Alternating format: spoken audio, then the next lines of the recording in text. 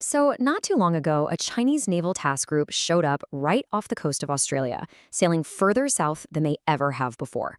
Now, this wasn't just some friendly visit. It was a really clear signal of Beijing's growing military muscle and, well, its ambitions.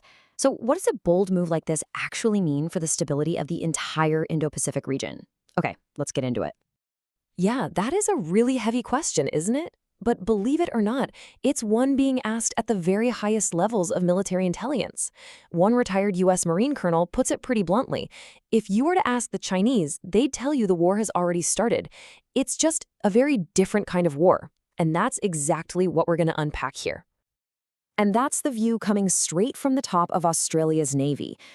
Vice Admiral Mark Hammond isn't just talking about what ifs. He's talking about being ready, about the grim reality that once a conflict kicks off, it really only ends one of two ways. Either you lose your national will to fight, or you lose the economic ability to keep fighting. That really sets the stakes for everything we're about to explore. All right, so let's rewind the clock a little bit and look at the incident that really brought all this tension to a boil. That unannounced arrival of Chinese warships literally right on Australia's doorstep. I mean, this was totally unprecedented. Three of the People's Liberation Army Navy's most advanced warships didn't just sail by, they did a full lap of the entire continent. It was this incredibly powerful demonstration of what military folks call blue water naval capability. It's basically the ability to flex your military power way out in the open ocean, thousands of miles from your home ports. Now, what's so fascinating here is the massive difference in reactions.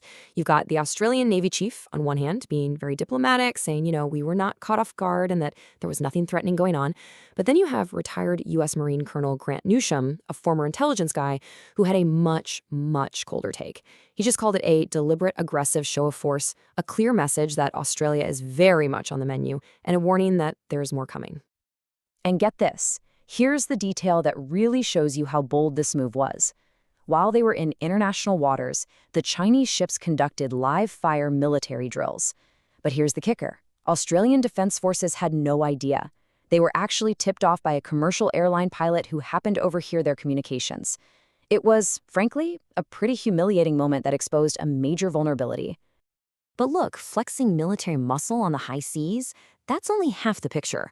To really see the other side of China's strategy, we need to look at its influence game in the small island nations of the Pacific. And we're going to start with Tonga. So this brings us to a really crucial idea, debt trap diplomacy. It's a term that gets thrown around a lot, and it describes a strategy where a big, powerful country gives these huge, often irresistible infrastructure loans to smaller countries. The big worry is that if the smaller nation can't pay back that debt, the country that lent the money can gain some serious political and strategic leverage. And this number right here, this makes it all very real. Tonga owes China about $190 million. Now, for a tiny island nation, that is a staggering amount of money. It's nearly a quarter of their entire economy, their GDP. And trying to pay it back is proving to be almost impossible. And you can literally see the results of this relationship all over Tonga's capital city. China paid for the very impressive St. George Palace, which is where the Prime Minister's office is. They built a $55 million sports complex. They're even restoring the sacred royal tombs. So these aren't just gifts, right? They're constant, very visible reminders of Tonga's relationship with Beijing, a relationship that some would say is built on dependence. And the economic influence, well, it goes even deeper than that. According to one local Tongan official, something like 80% of the shops and local businesses in the entire country are now owned and run by Chinese nationals. Think about that. That's an economic footprint that you feel in every single part of daily life, from the corner store all the way to the marketplace. And this quote, this is from a local district officer named Taisi Taka. It just brings this whole geopolitical issue right down to a very human, very personal level.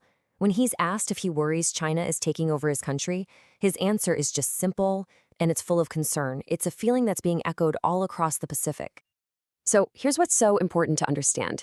These two strategies, the hard power of the warships and the soft power of these massive loans, they're happening at the exact same time.